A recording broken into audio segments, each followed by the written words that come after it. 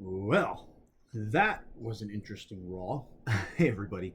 My name is Aron, and I am back with another addition to my vlog about Monday Night Raw, which is my favorite brand. So far in the ratings, not in the ratings, but in my opinion, SmackDown has been kind of killing it with the Bloodline storyline, and this one here has been actually going really well with Judgment Day. So I want to talk about a few things uh, that really interested me, and you let me know what interested you. So if you want to write in the comments, and also please like and subscribe, and I hope you guys follow me. So let's talk about the first thing that I was very interested in. The very first thing was the Judgment Day storyline.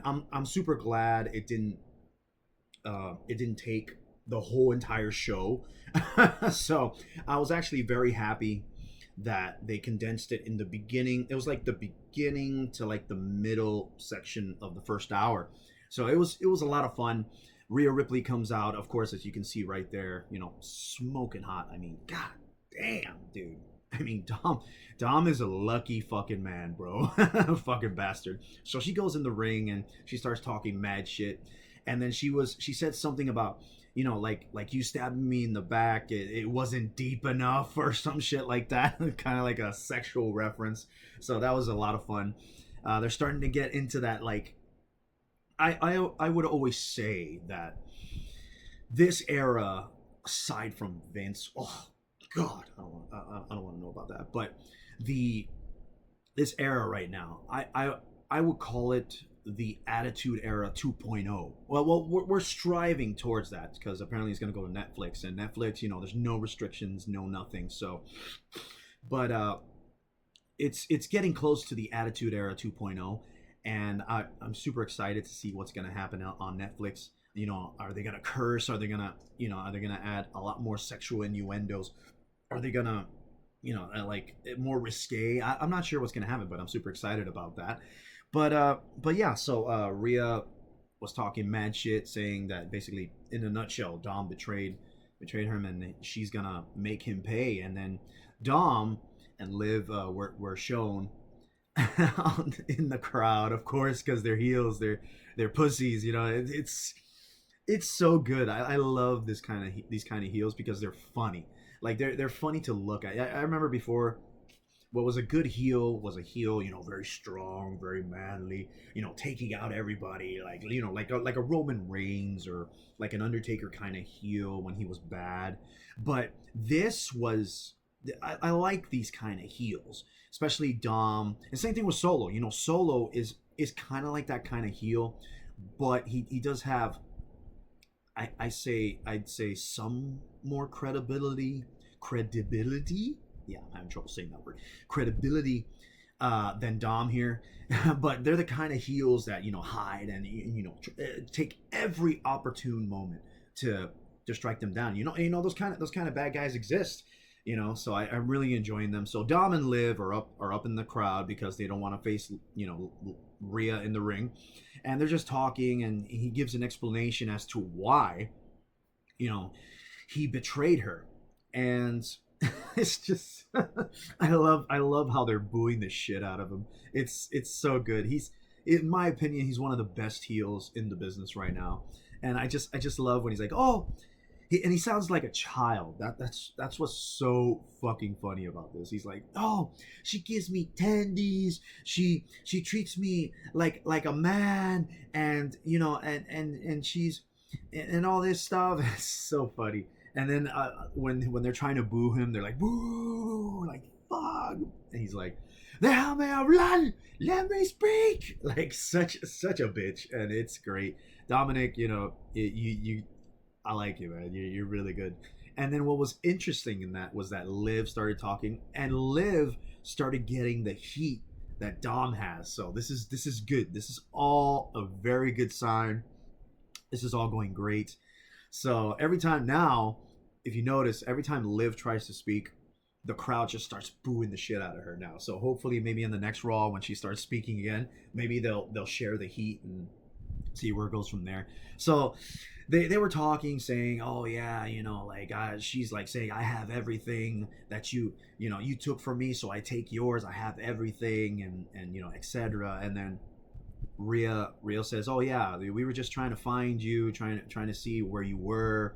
And they're like, "Who else?" And of course, as you can see, right there, right there, Damien comes out, and he has this straight stare, just like this monotone stare.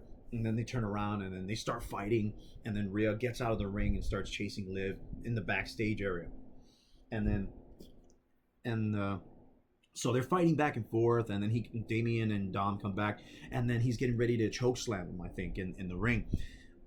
He has him, he grabs him, I'm not sure, but then Carlito comes in, and then we have the match after. So it's Carlito versus Damian Priest, and this match, Carlito, I mean, man, it looks like he's injured. I mean, he's got a shoulder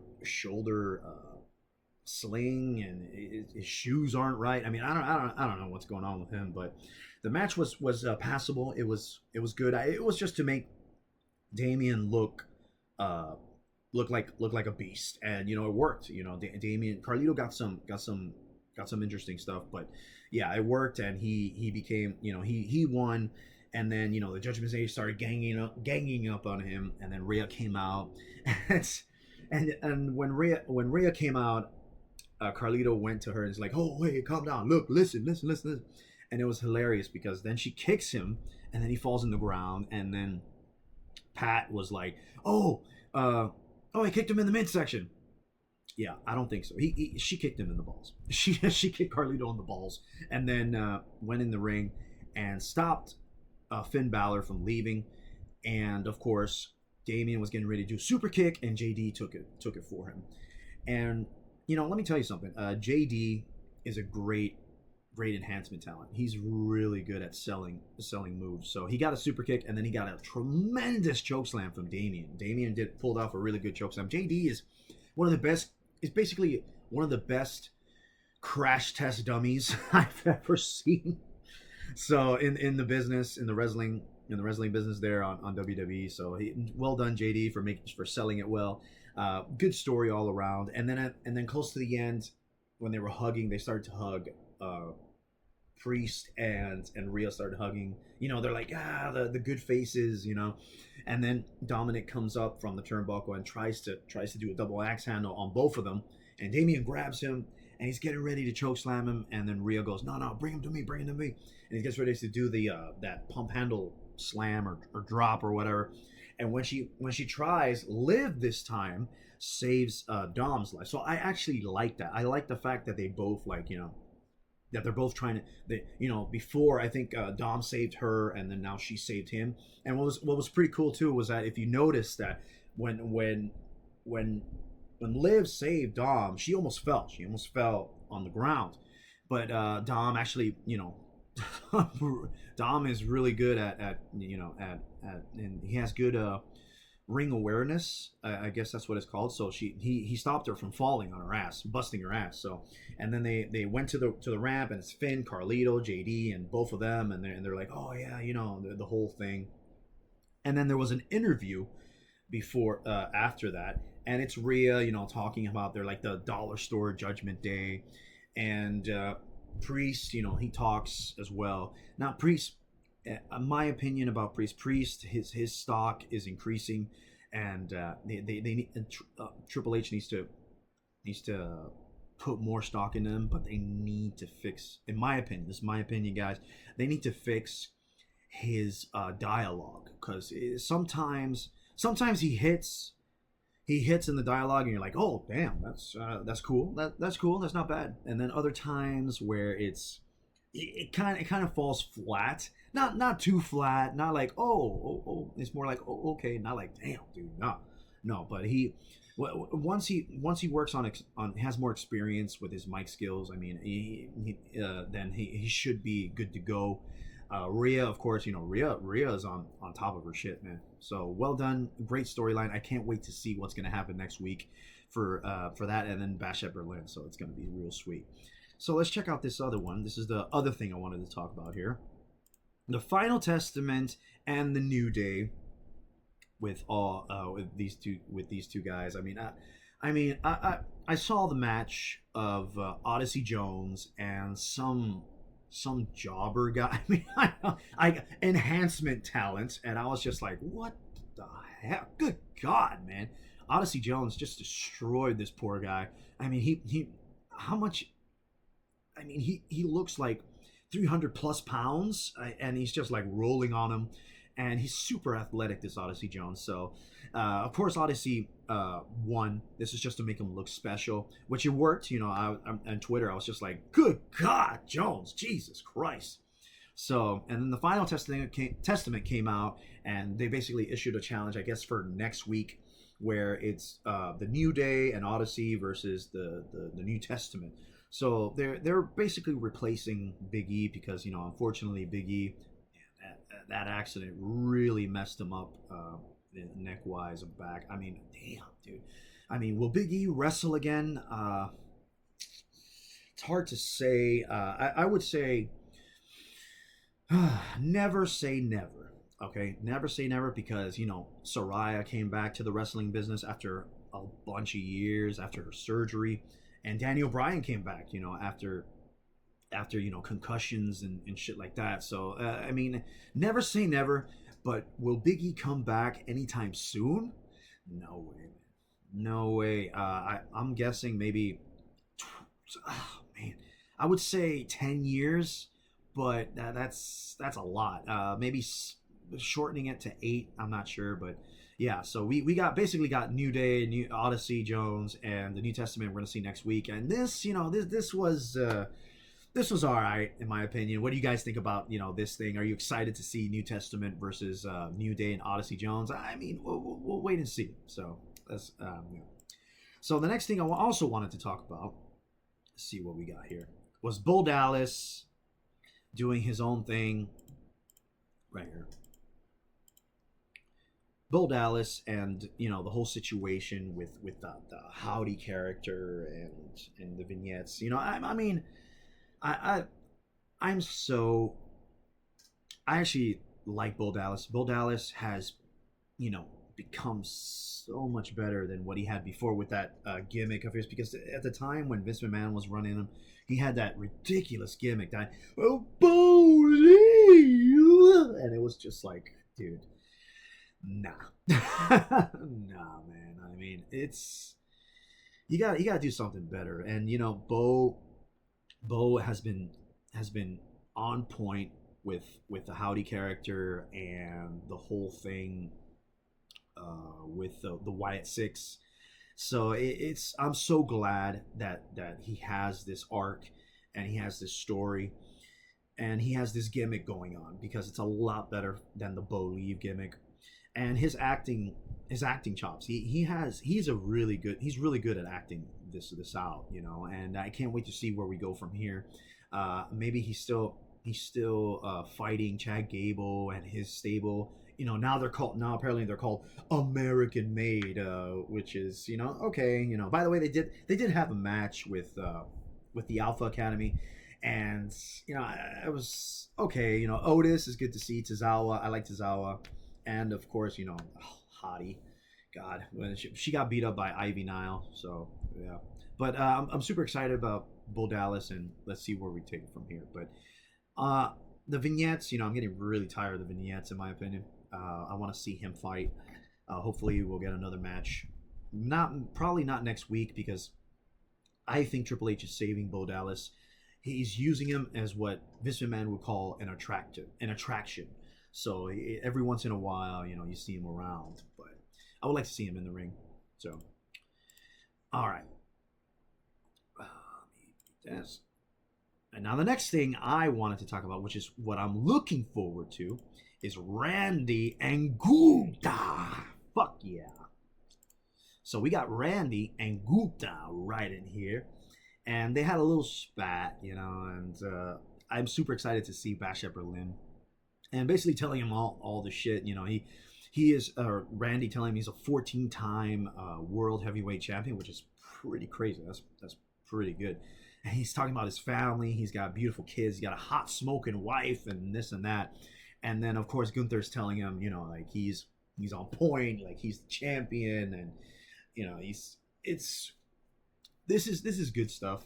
I enjoyed it, and then he finally went for an RKO. So everybody, the whole crowd, all the time was was asking, was they were begging for him to do an RKO, and he did it. He did it because he was distracted, which with some character, which I'm going to talk about in a few seconds. But I'm super excited to see this match. Like I said, the one in King of the Ring was very good, except for that botched ending. But I'm glad they used the botch ending to to talk about a few things, to put it in the story, so it could be like, okay, that's true.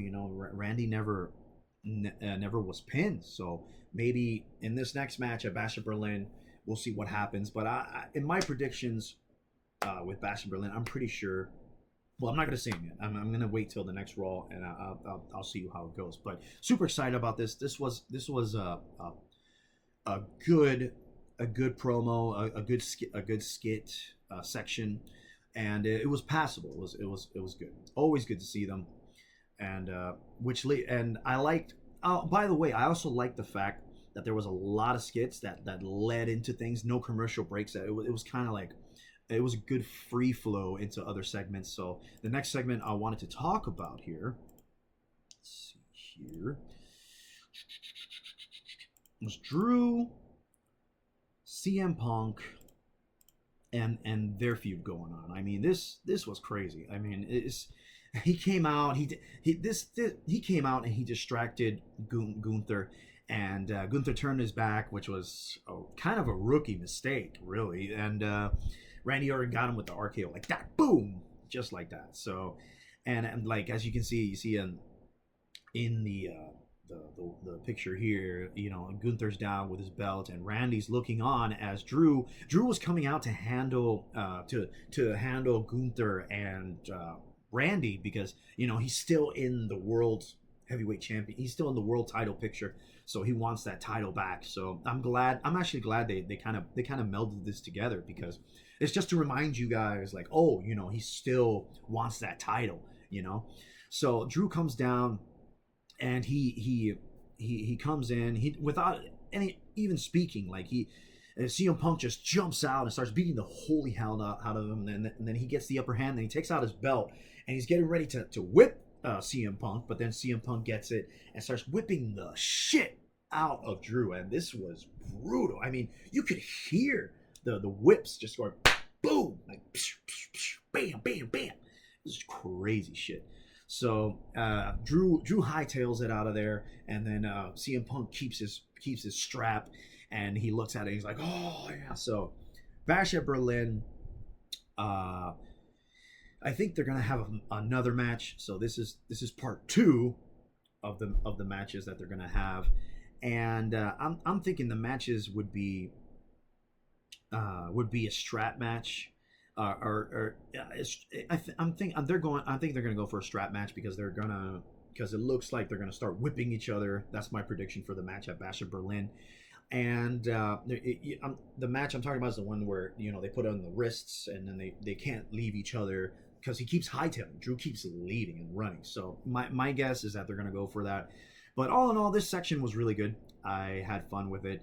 Always good to see Drew. I love Drew. He's one of the best heels, in my opinion. He's one of those heels. Perfect example of Dom being a heel in a different way compared to Drew. Drew is that heel who's like a man and beats the shit out of people, compared to Dom, who's like, the coward, the one that's like, oh, déjame hablar, let me talk. It's really good stuff. Okay. And then the next thing I wanted to talk about here. Oh no, it was good. Here. Now the next thing I was really interested in. Oh god, just this monster of a man, Bronson Reed. This was it was crazy. I mean, holy moly! I mean, it was. He had a match with the Miz, because the Miz, R-Truth was like, oh, I feel bad about last week, so I got you a match for the Intercontinental title against Braun. And he's like, oh, Braun, okay, cool. And he's like, yeah, him.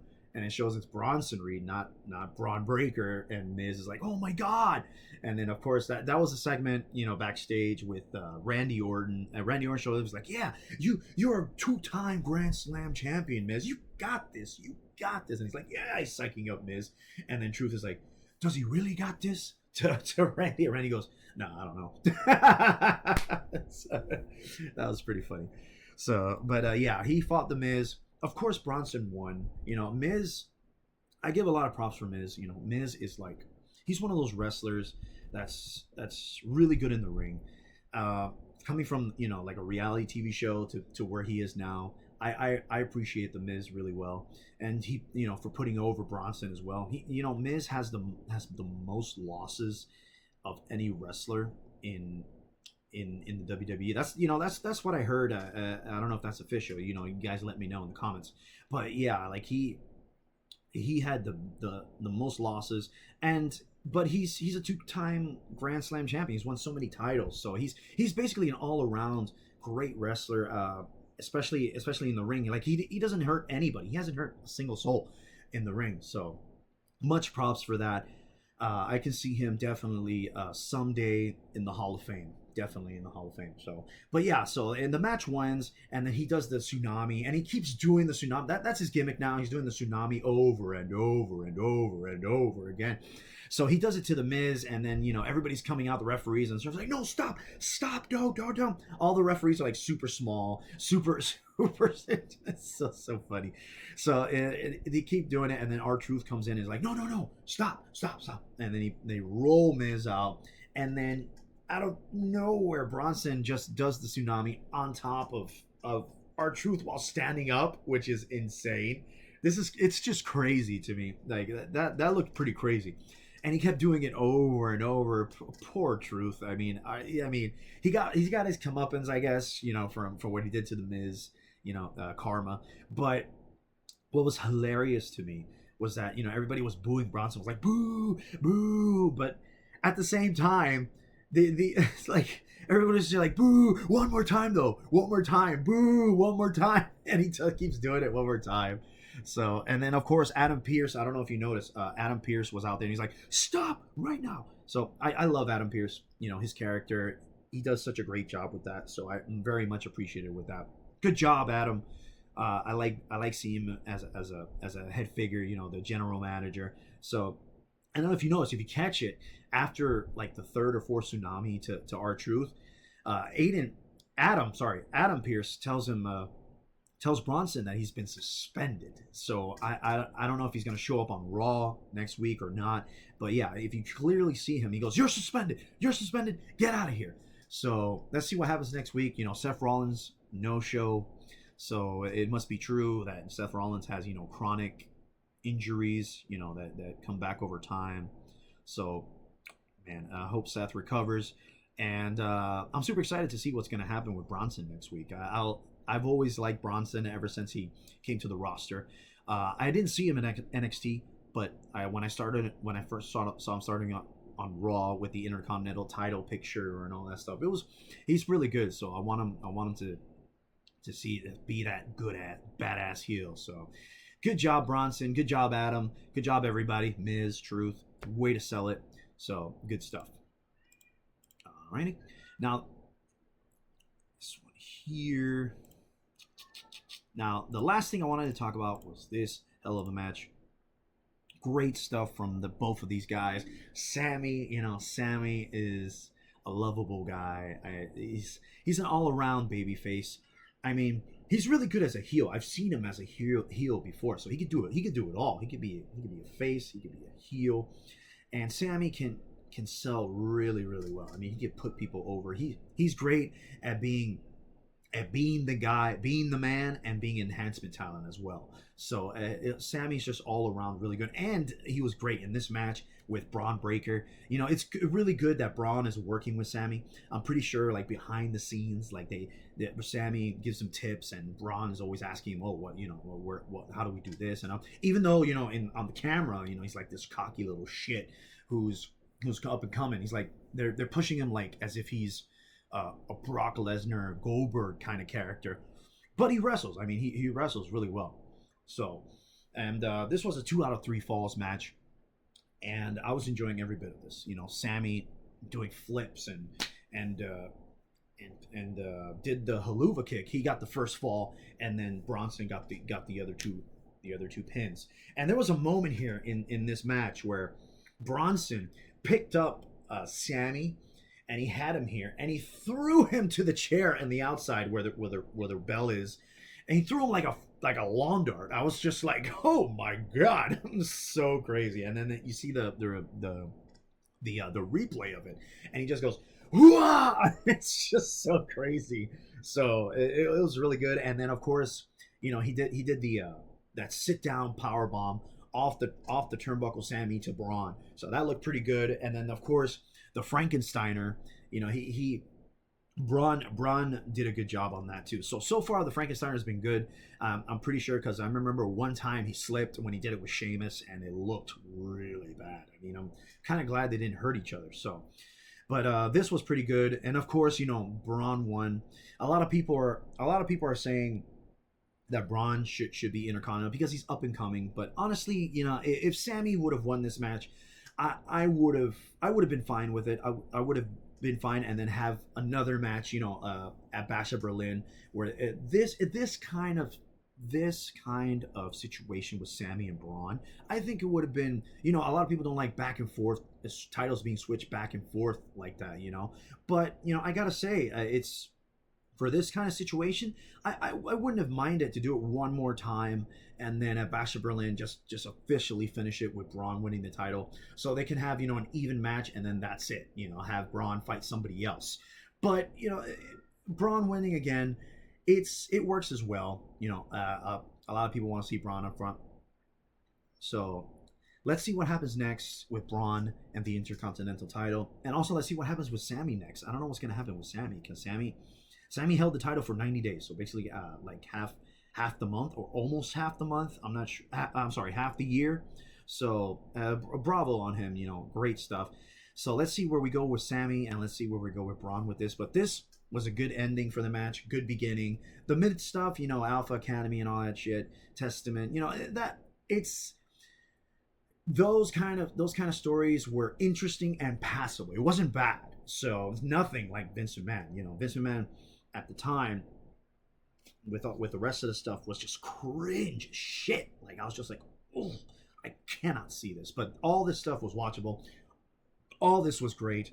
I can't wait for the next Raw, and next Raw, and also tonight is gonna be NXT. So it's gonna, well, it's NXT on Tuesday, so it's gonna be kick ass. Can't wait to see the wrestling on there. So what did you guys think of Raw? Did you like it? What was your favorite moments?